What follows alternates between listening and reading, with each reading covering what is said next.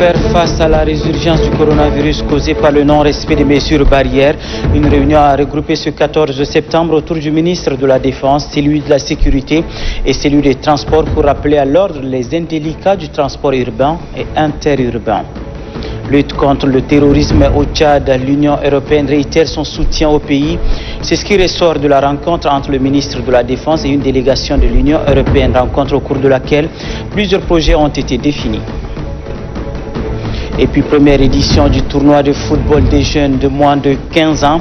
La finale s'est jouée hier et la mise aux prises l'école de foot Al-Abbassia d'Abéché à celle de Djarabé de Sar. Finale remportée par les jeunes d'Abéché, score de la rencontre 1-0. C'est tout pour le sommaire. Merci de nous rejoindre sur Téléchat. Bienvenue. Bonsoir à tous. Maladie génétique mortelle, la drépanocytose fait chaque année des victimes à travers le monde. Selon les statistiques de l'OMS, plus de 3000 enfants sont victimes de cette maladie chaque année. Pour barrer la route à cette maladie, au niveau national, la première dame, à travers sa fondation Grand Cœur, se place comme un rempart. Elle vient de construire un centre de lutte contre cette maladie. Amadé Abbas. Maladie incurable, la drépanocytose est une pathologie génétique la plus fréquente chez les humains. C'est une maladie très dangereuse qui affecte le sang, plus particulièrement les globules rouges à l'intérieur desquels on trouve l'hémoglobine. Selon une source médicale, la personne atteinte de cette maladie verra ses globules rouges se déformer pour prendre la forme d'une fossile, comme en témoignent ces images. Conséquence pour le patient, le sang ne parvient pas à alimenter les organes, donc ce qui entraîne une douleur intense et souvent mortelle.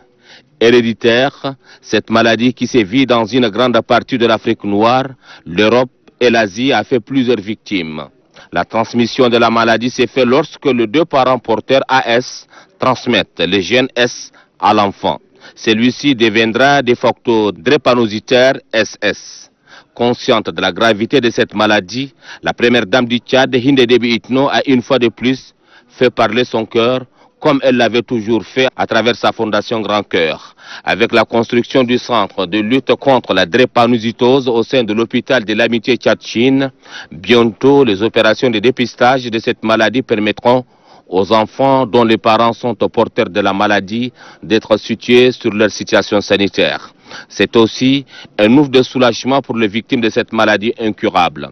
Désormais, les victimes seront prises en charge dans ces centres pour un suivi régulier par les médecins spécialisés. Cet acte hautement humanitaire posé par la première dame du Tchad et les membres de sa fondation apportera sans nul doute une assistance sanitaire aux personnes victimes de cette maladie dont les victimes seules connaissent la douleur insupportable. Classée au 4e rang des priorités par l'Organisation mondiale de la santé en matière de santé publique après les cancers, le sida et le paludisme, la drépanocytose touche chaque année 300 000 enfants dans les continents noirs. Pour lutter efficacement contre cette maladie incurable, la première dame du Tchad est à l'origine de plusieurs centres de soins comme celui-ci. Au vu de toutes les actions humanitaires posées, un hommage mérité doit être une fois de plus rendu à la Fondation Grand Cœur à travers sa fondatrice Hinde Déby Itno et les autres membres de cette organisation. Une réunion a regroupé autour du ministre délégué à la présidence de la République chargé des armées, des anciens combattants et victimes des guerres, Mamata Abali Salah, le ministre de la Sécurité et celui des Transports. Cette réunion est élargie aux directeurs généraux des services de sécurité, avec à leur tête le premier adjoint au chef d'état-major, le maire de la ville de N'Djamena et les représentants des syndicats des transporteurs y ont été également conviés. Au centre des discussions, la résurgence de la maladie à coronavirus suite au relâchement dans le respect des mesures barrières. Varelach. Au grand mot des grands remèdes, le gouvernement passe à la vitesse supérieure pour faire face à la pandémie de Covid-19. À cette rencontre que préside personnellement le ministre délégué à la présidence de la République chargé des armées, des anciens combattants et des victimes de guerre, le général des corps d'armée Mamata Abali Salah, qui avait à ses côtés ses collègues de la sécurité publique Mohamed Tahir Orozi et celui des infrastructures Amata Bakar Adjid, consiste à faire le point sur le non-respect des mesures barrières barrières depuis quelque temps par les concitoyens. Pour le ministre des Armées, le général des corps d'armée, Mamata Balisala, ces pratiques contredisent les efforts du gouvernement qui place au centre de ses préoccupations la situation sanitaire de sa population. Quand cette pandémie a frappé notre pays, en premier temps, nous avons interdit toutes les circulations en fait, de transport. C'est à la demande de ces différents responsables que le maréchal, pour des raisons sociales, ces mesures ont été levées, c'est-à-dire les transports peuvent se faire tout en respectant les mesures barrières. Au sujet des prix des transports qui passent du simple au double, le ministre en charge des armées, le général des corps d'armée, met l'accent sur le respect du nombre de places pour les transports urbains et interurbains. Le constat fait aujourd'hui, pas seulement les transporteurs ne respectent pas les mesures barrières, mais ils gonflent le prix aux paisibles citoyens. Donc c'est pour cette raison nous avons rappelé à l'ordre pour dire les différentes mesures édictées où nous avons transmis au ministère des Transports doivent être publiées et relayées et qu'au niveau de différents postes de contrôle et que les gendarmes vont contrôler le port des masques et toutes les différentes mesures que nous avons retracées. Et nous espérons que les responsables des transporteurs vont transmettre aux intéressés et que cette arnaque va être arrêtée. Le ministre de la Défense est appuyé dans ses propos par ses collègues de la sécurité publique, Mohamed Tahir Orozi, et celui en charge des infrastructures, Ahmad Abakar Adjid. De leur côté, ils invitent tous les responsables en charge des transports à l'application stricte des gestes barrières, notamment le port obligatoire des masques de protection, le lavage des mains et la distanciation physique. Pour eux, ces mesures émanent du ministère de la Santé publique afin de faire face à la propagation de la pandémie de Covid-19. Parlant du coronavirus, justement, la situation épidémiologique de ce lundi 14 septembre 2020 se présente comme suit. Sur 213 échantillons analysés, un cas confirmé post-mortem au Logone occidental, 2 guéris portant le total à 940, un décès portant le total des décès à 81, 64 malades sous traitement. Le nombre de cas confirmés depuis le 19 mars 2020 est de 1085, dont 277 femmes réparties dans 16 provinces du pays. La coordination nationale de riposte sanitaire invite la population à rester sereine, solidaire, vigilante et rappelle au respect strict des mesures barrières, notamment la distanciation physique en cas de signes tels que éternuement, en cas de signes tels que fièvre, toux, éternuement et difficultés respiratoires, appelez gratuitement le 1313, le coordonnateur national de riposte sanitaire, professeur Choua Ouchemi. Le ministre en charge de la Défense a reçu une délégation de l'Union européenne conduite par son chargé d'affaires Didier Carton. L'appui de l'Union européenne dans la lutte contre le terrorisme a été au centre des discussions. Varelach. L'Union européenne est un partenaire considérable du gouvernement de la République du Tchad. C'est en cela que le ministre délégué à la présidence de la République, chargé des armées, des anciens combattants et des victimes de guerre, le général des corps d'armée, Mamad Abali Salah, accorde une entrevue à une délégation de l'Union européenne conduite par son chargé d'affaires, Didier Carton. L'appui de l'Union européenne au ministère de la Défense nationale constitue l'essentiel des discussions. Le ministre en charge des armées a bien voulu nous recevoir, déjà pour qu'on présente l'équipe chargée de l'ensemble des dossiers de sécurité de défense au sein de la délégation de l'Union européenne, et pour évoquer les projets en cours et parler des besoins et de la future programmation que l'on pourrait envisager. En termes de logistique, de construction, de communication, de transport. Mais là, on attend effectivement que le Tchad exprime ses besoins pour voir si l'Union européenne sera capable d'aider le Tchad dans sa lutte contre le terrorisme que le Tchad a entamé depuis bien longtemps déjà. Le Tchad fait face aux atrocités des menaces terroristes de Boko Haram. L'Union européenne réitère son engagement à accompagner le Tchad afin de faire face à cette menace. Après avoir sillonné les grandes agglomérations de la partie septentrionale du pays pour évaluer la campagne agricole, le ministre de l'Agriculture s'est dit satisfait de l'évolution de la campagne, qu'il qualifie de prometteuse. Il l'a dit au micro de Kalianga Voudna. Mes sentiments sont des sentiments de satisfaction parce que nous n'avons pas encore jusque-là identifié quelque chose qui peut nuire à la production. Par endroit, nous avons peu ciblé qu'il y a des inondations, mais c'est des inondations qui ne peuvent pas nuire à la production. Donc la situation est généralement calme. La croissance des cultures, ça se réalise normalement. Je suis entièrement satisfait d'abord. Deuxièmement, il y a des manquements. Donc des manquements par-ci et par-là que tous les délégués ont plaidé. Mais ces manquements, que ce soit dans le cadre personnel, que ce soit dans le cadre des intrants et autres, il y a des manquements qu'on peut les trouver, des solutions à court terme et d'autres, je crois bien, à long terme. Donc nous sommes disposés pour ça et on a fait aussi le déplacement pour ça. Donc je suis pour le moment intérieurement satisfait. Si on voit un peu les différents groupements des producteurs, les coopératifs, donc ça veut dire que les gens sont beaucoup plus motivés à revenir dans les travaux champêtres. Parce que rien ne peut compenser l'agriculture. Donc ils sont nettement compris. Il y a aussi des cadres, des grands cadres.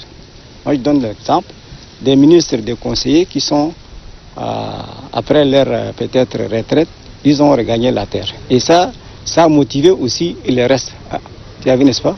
Alors ils ont passé des interventions à la télé, ils ont sensibilisé les gens à l'importance de l'agriculture et cela a permis quand même à tout le monde d'y revenir vers la terre.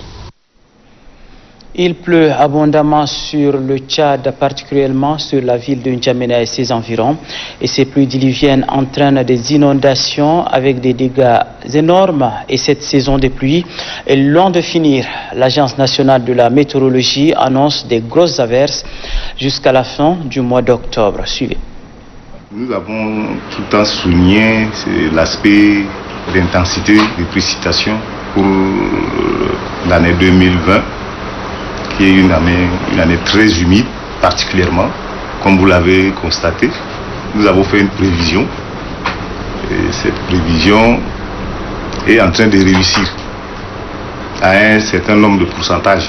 Pour revenir à cette question-là, effectivement, on peut aussi associer l'effet du changement climatique, qui a aussi un impact dans ces phénomènes intensifiés, comme vous voulez le dire.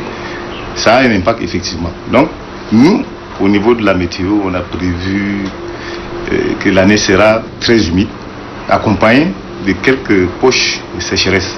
Nous avons prévu que l'année, la pluie, la saison va s'arrêter en novembre, en fin octobre pour la zone sahélienne et novembre pour la zone soudanienne. Donc ça, c'est des prévisions. Nous décrions l'impact défavorable causé par les inondations suite à ces grosses pluies. Nous déplorons. C'est des phénomènes récurrents qui peuvent revenir. C'est des phénomènes qui existaient. Et si ça revient, ce n'est que normal. Si ça ne revient pas, on allait dire que bon, le changement climatique a un impact carrément défavorable pour les cultures, grosso modo. Les dispositions doivent être prises à l'avance, pas maintenant. Là où nous sommes déjà dedans. Donc, les difficultés majeures, c'est l'inondation. L'opération Coup de balai dans le cadre de la semaine de citoyenneté se poursuit ce 14 septembre et marqué par le nettoyage des centres sociaux et des écoles maternelles. C'est une initiative du ministère de la Femme, nous dit la Chakbe Paba Médésiré. Cette opération de nettoyage des centres sociaux et jardins d'enfants publics par la délégation du ministère de la Femme de N'Djamena s'inscrit dans le cadre des journées d'action citoyenne. Ce sont les centres sociaux numéro 1 et 8 ainsi que les écoles maternelles de ces structures qui ont reçu le coup de balai des organisations féminines et les responsables du département de la femme. Donnant le coup d'envoi de l'opération, la déléguée de la femme et de la protection de la petite enfance de la ville de N'Djamena a relevé que cette action doit être vue comme la responsabilité de tout un chacun. Les organisations féminines ont voulu aujourd'hui sortir massivement sur toutes les femmes, de nous accompagner pour la salubrité de nettoyer les différents centres sociaux. Et c'était dans l'intention aussi de préparer la rentrée scolaire. C'est dans bientôt, les enfants vont reprendre le cours. Et aussi pour accompagner la politique du maréchal du Tchad.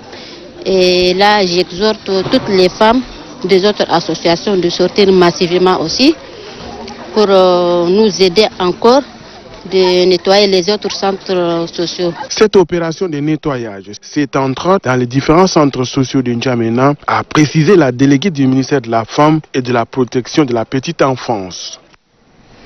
Une délégation du Haut Conseil national de déminage et ses partenaires a effectué une tournée dans les localités de Wadidoum et Kalaïd. La délégation est allée inspecter les sites des mines. Nous dit une fois de plus la Chak Bepaba Désiré.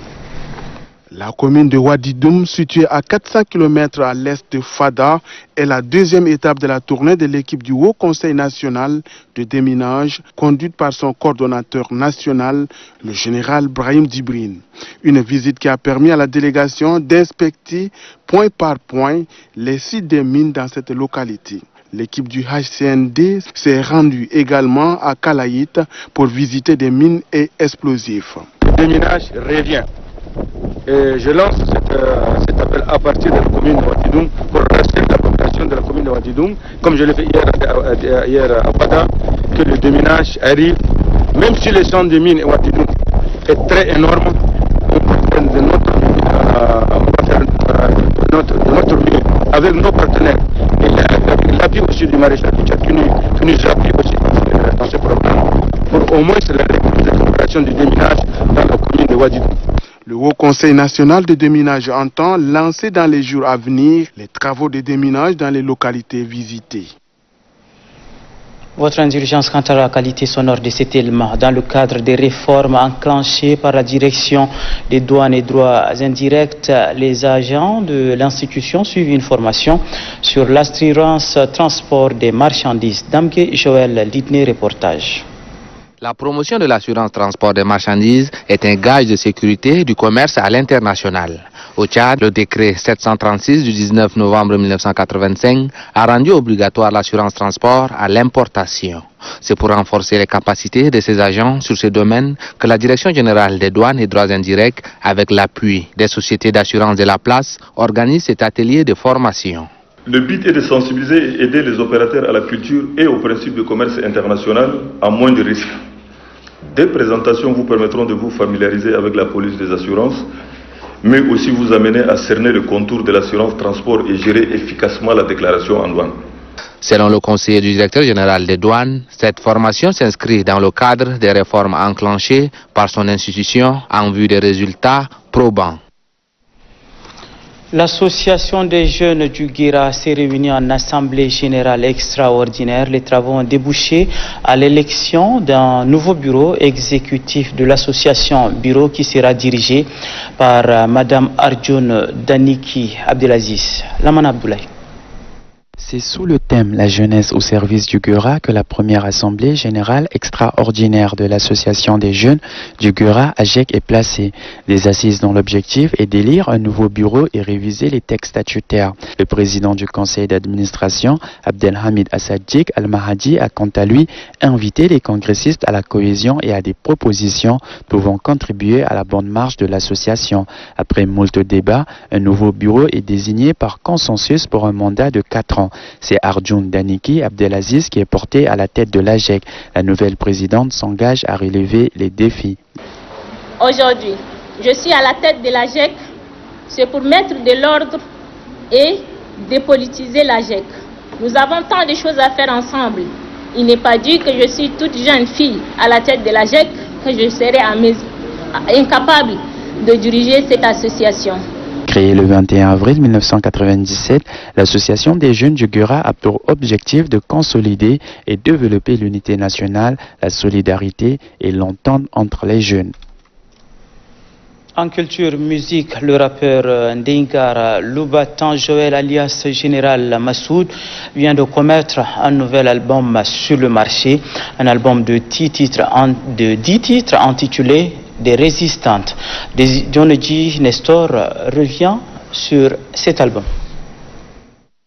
L'originalité de l'album, tout d'abord moi, quand tu prends mes sons, tu les écoutes, plupart, c'est d'abord en ma langue maternelle et je fais du rap, je mets ma touche dedans, comme tout autre rappeur. Le plagiat, ça n'existe pas chez moi, sur le Général Massoud. Je suis un gars qui ne touche pas seulement un seul thème quand j'ai fait ma musique.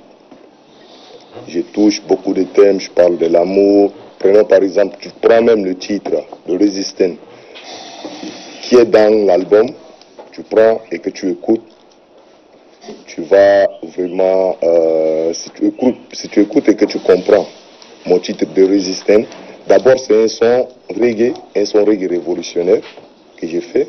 Tu reviens, tu vas prendre Habibti. C'est un son qui parle de l'amour, tu vas revenir encore trouver des sons d'ambiance. Donc ça veut dire que bon, j'ai brassé beaucoup de thèmes dans cet album. Donc chacun va avoir sa part dans l'album en fait. Je vends mon album à 1000 francs. Et j'ai mis sur pied une stratégie genre organiser des concerts dans des établissements pour mes frères qui sont à l'étranger. On est en train d'élaborer des plans pour pouvoir mettre cet album en ligne. Le rappeur, le général Massoud, s'exprimant sur son nouvel album qui traite de la cohabitation pacifique et l'amour du prochain. En sport, basketball, la finale du tournoi Playoff Junior s'est jouée hier sur le plateau du lycée Félix Eboué.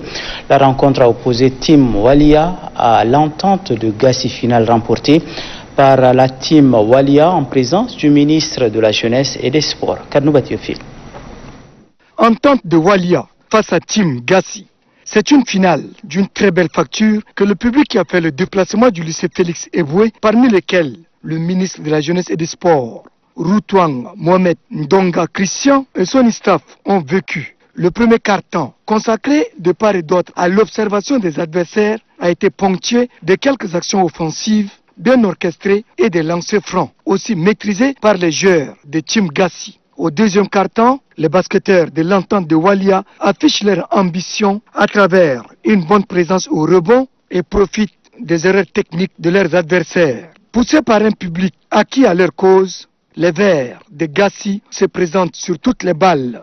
Agressifs techniquement et performants dans les tirs à 3 points, ils déstabilisent les Rouges qui perdent pédale. Les joueurs de Team Walia, qui semblent abandonnés par les dieux de la balle orange, rassemblent toute leur énergie à l'ultime minute, posent le jeu et entraînent ainsi leurs adversaires dans les fautes techniques. Ils s'imposent sur la marque de 47 points à 46. J'ai vu deux équipes qui étaient à la hauteur des attentes et surtout qui donnent à croire qu'il y a de l'espoir dans le basketball tchadien. Et surtout cet espoir doit se créer à la base. Vivement que ces joueurs puissent développer davantage leur talent. Cette finale a été marquée également par des remises de prix aux meilleurs joueurs. Football toujours, le président du comité olympique et sportif tchadien Abakar Djerma a remis des équipements sportifs et de matériel scolaire aux responsables de l'académie de football Yves. C'est dans le cadre du développement du football à la base. Dionegi Nestor. C'est le stade Idriss Mamad Ouya qui a servi de cadre pour la rencontre du dernier match entre l'équipe de l'état-major des armées tchadiennes, EMAT, face à celle des jeunes talents. Un match décisif pour les deux équipes car la victoire ouvre la porte pour la participation au championnat de première division. Sur la pelouse, les joueurs de l'EMAT n'ont pas fait cadeau à l'adversaire. Après les 1 but partout de la première partie, les joueurs de l'EMAT de retour de la pause ont pris le match du bon pied. Ils marquent le deuxième but par l'entremise de Aldongar Amos. 2 buts à 1. Les joueurs de jeunes talents, démoralisés, multiplient des fautes, ce qui leur a valu 2 cartons rouges. C'est sur ce score de 2-1 que la rencontre a pris fin. Cette qualification, c'est-à-dire c'est un long travail de longue haleine qui a commencé depuis la 2-2. On doit monter. Notre objectif, c'est de monter l'équipe. Et voilà, aujourd'hui, on est arrivé à notre objectif. L'équipe de l'EMAT occupe la première place avec 14 points. Elle est suivie de celle d'Alguewi avec 9 points après sa victoire 1-0 face à Aspolis. Ces 2 finalistes participeront à la 3e édition du championnat national. Je l'annonçais tantôt que le président du comité olympique et sportif tchadien Abakar Djerma a remis des équipements sportifs et de matériel scolaire aux responsables de l'académie de football Yves. C'est dans le cadre du développement du football à la base. Nestor. Âgés de 8 à 18 ans, ces génies en herbe de l'académie de football Yves du quartier Rupo, dans la commune du 4e arrondissement, ont reçu la visite du président du comité olympique sportif tchadien, Coast Abakar Djerma. Le président du COST a remis des équipements et matériel scolaire aux élèves de cette académie pour les appeler à plus de courage et de détermination. Car l'avenir du football tchadien est entre les mains de ces jeunes. L'avenir du sport, et lorsque nous investissons dans le sport, et s'il y a un objectif à atteindre, il faut toujours commencer par les minimes. Et ce que votre centre a fait est quelque chose d'exceptionnel. Et nous voudrons aussi, par la même occasion, nous appuyer sur votre centre pour faire passer notre slogan, le message qui est « Un sportif est un cadre valable pour représenter le pays à l'international ». Très honoré pour le choix porté sur son académie de football, le fondateur de la dite institution, Brahim Oumar Mamat, remercie le président du comité olympique sportif tchadien pour son appui combien important pour le développement de son centre de formation. Occasion également pour lui de donner des distinctions honorifiques aux entraîneurs et aux meilleurs élèves. La finale de football des jeunes de moins de 15 ans a mis aux prises l'école de football à la Bassi à Dabéché, celle de Djarabé de Sar, finale remportée par les jeunes d'Abéché, nous dit Innocent Kilayo. Plus de jours, les jeunes footballeurs d'Al-Abbassia d'Abéché pour célébrer leur sacre. Un sacre mérité après un match très engagé contre les jeunes footballeurs venus de Sar. Et pourtant, dans cette finale de moins de 15 ans, ce sont les jeunes footballeurs de l'école de football Jassra de Sar qui ont eu des occasions d'ouvrir le score à la première partie. Mais par leur maladresse, ils échouent devant le portier adverse. Les jeunes footballeurs venus d'Abéché se réveillent à la deuxième partie et ils parviennent sur une belle action menée par leur capitaine Yacoub Abdallah à ouvrir le score à la 52e minute.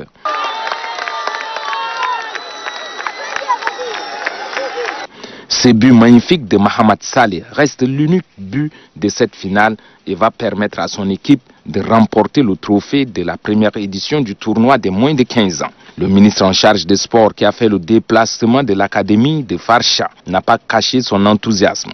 La détection de talent se passe à la base et aujourd'hui nous avons assisté à un match assez alléchant, un match plein d'enthousiasme, un match avec beaucoup de jeunes talents qui ont été identifiés et j'espère vivement que ce programme puisse continuer à l'accompagnement de ces jeunes.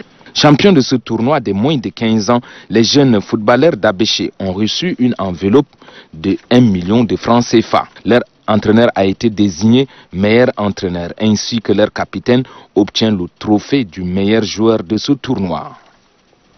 Et puis cette information qui vient de nous parvenir, le coordonnateur du réseau des parlementaires pour la population et le développement, le député Issa Mordo Djabir, a effectué une mission de sensibilisation sur la lutte contre le coronavirus.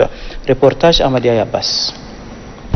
Bien que le département de Mangalmé ne soit pas touché par le coronavirus, la vigilance doit être de mise. C'est fort de cet impératif que le coordinateur du réseau des parlementaires pour la population et le développement, Issa Mordo Djabir, élu de cette circonscription administrative, a lancé une campagne de sensibilisation contre le Covid-19. Et ce sont les leaders d'opinion, les autorités administratives et traditionnelles de la zone qui sont visés par cette campagne sur le respect des mesures préventives. Le préfet du département de Mangalmé, Abakar Ndiaye, a salué l'initiative du député laquelle contribue grandement à l'éveil des consciences de la population. Pour sa part, le coordonnateur du réseau des parlementaires pour la population et le développement, Issa Amadou Djabir, tout en soutenant les mobiles de sa mission, a loué le bon partenariat entre l'INFPA et le réseau. Le réseau des parlementaires pour la population et le développement de l'Assemblée nationale, que j'ai l'honneur de diriger et de présider, a déployé 9 équipes dans 9 provinces du pays, dont le Guéra. Ceci pour édifier, pour sensibiliser les populations, pour dire que le phénomène est réel. Il est réel parce que notre pays est victime. Et vous savez, on peut dire qu'aujourd'hui, Mangalmé est épargné. Mais non, puisque nous vivons dans un environnement, on n'est pas à l'abri.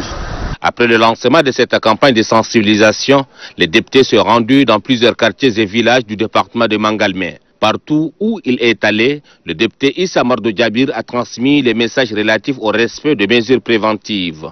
Dans ce cadre, des matériels de protection contre la Covid-19 ont été remis. Très réceptif au message qui lui est adressé, la population a promis de respecter à la lettre les consignes données par les députés de la circonscription de Mangalmé, Issa Amadou Djabir.